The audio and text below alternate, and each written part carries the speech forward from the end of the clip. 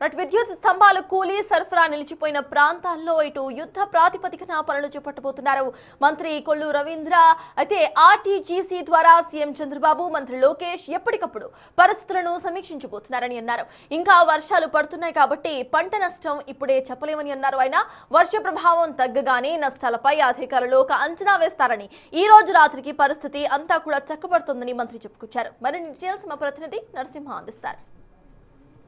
కొల్లు రవీంద్ర ప్రస్తుతం మనతో పాటు ఉన్నారు. మొత్తం కూడా మచిలీపట్నంకి సంబంధించి ఎఫెక్టెడ్ ఏరియాస్ మొత్తం పరిశీలిస్తున్నారు. మొత్తం అధికారులు కూడా గైడ్ లైన్ జారీ చేస్తున్నారు. ప్రస్తుతం మంత్రి సార్ మొత్తం చూస్తూ ఉన్నారు. మొత్తం ఎటువంటి ధ్వంసం జరిగిందో మొత్తం ఏం అంచనా వేస్తారు అంటే నిన్న ఏదైతే మొందా తుఫాన్ తీరం నిన్న రాత్రి దాటినటువంటి సందర్భంలో అయితే అదృష్టం ఏంటంటే అది త్రూవర్డ్స్ అటు నార్త్ సైడ్ పోయింది. అంటే మనకి నరసాపురం ఆ పరిసర ప్రాంతాల్లో తీరం దాటిన దాని ప్రభావం అక్కడ చాలా తక్కువ చూపించింది. కానీ కొంత విండ్ కానీ పెద్ద ఎత్తున ఈదురుగాలులు రాత్రి 80 నుంచి 90 కిలోమీటర్ల వేగంతో గాలులు కూడా వీచినాయి.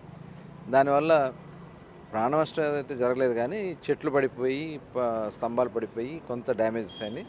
వ్యవసాయం కూడా అక్కడక్కడ కొంత ఇబ్బంది ఉంది. అవన్నీ కూడా ఇప్పుడు ఉదయం నుంచి అధికారులు అందరూ కూడా, ఎందుకంటే ముందే అప్రమత్తం చేయడం వల్ల ఎక్కడ ప్రాణ నష్టం అయితే జరగలేదు.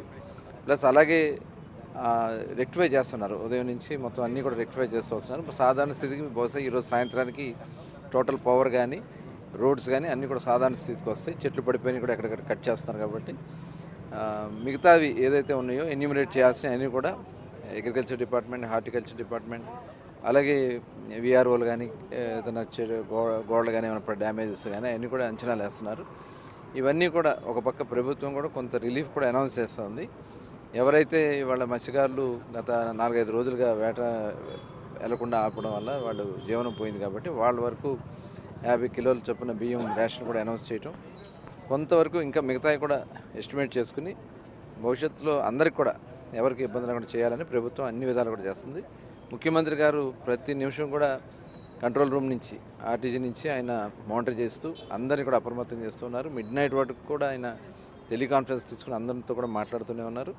అలాగే ప్రతి కలెక్టరేట్ కూడా కంట్రోల్ రూమ్ ఏర్పాటు చేయటం, అందరు అధికారులు అక్కడి నుంచి జిల్లా స్థాయి అధికారులు అందరూ అక్కడ కూర్చోవడం, మండల స్థాయి అధికారులందరూ మండల స్థాయిలో కూర్చోవడం అంతా కూడా మానిటర్ చేయటం వల్ల ఇవాళ ఒక పెద్ద విపత్తు నుంచి బయటపడ్డాం.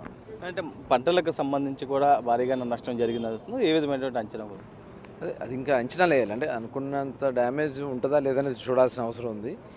అంటే కొంత మా ఏరియా ఇవన్నీ కూడా కొంత లేట్ హార్వెస్టింగ్ ఇది ఉంటుంది వాళ్ళకి, దానివల్ల కొంత డ్యామేజ్ తక్కువగానే ఉండొచ్చని అంచనా వస్తుంది. అయినా కూడా ఇప్పుడు ఎందుకంటే వర్షం కూడా పడితే ఇంకా పెరిగేదానికి అవకాశం ఉంది. కాబట్టి బహుశా ఇవన్నీ కూడా చూసుకుని ఎస్టిమేట్ చేయడం జరుగుతుంది. అంటే మచిలీపట్నంలో చూడొచ్చు, మొత్తం కూడా రోడ్ మొత్తం చెట్లు నేల కొరగడం, విద్యుత్ స్తంభాలు అంటే ఎప్పటికల్లా రెక్టిఫై అవుతుంది. వాళ్ళు పడినట్టు చెట్లని కట్ చేస్తూ తీసేస్తూ ఉన్నారు. సాయంత్రానికి బహుశా మొత్తం కూడా క్లియర్ చేస్తారు. రోడ్లు అయితే ఎక్కడ కూడా ఆపినటువంటి సందర్భం లేదు. రోడ్లన్నీ కూడా నడుస్తూ ఉన్నాయి, మెయిన్ రోడ్స్ అన్నీ నడుస్తూ ఉన్నాయి. ఇంటర్నల్గా ఉన్న చెట్లు కూడా అన్నీ కూడా క్లియర్ చేసేస్తూ ఉన్నారు.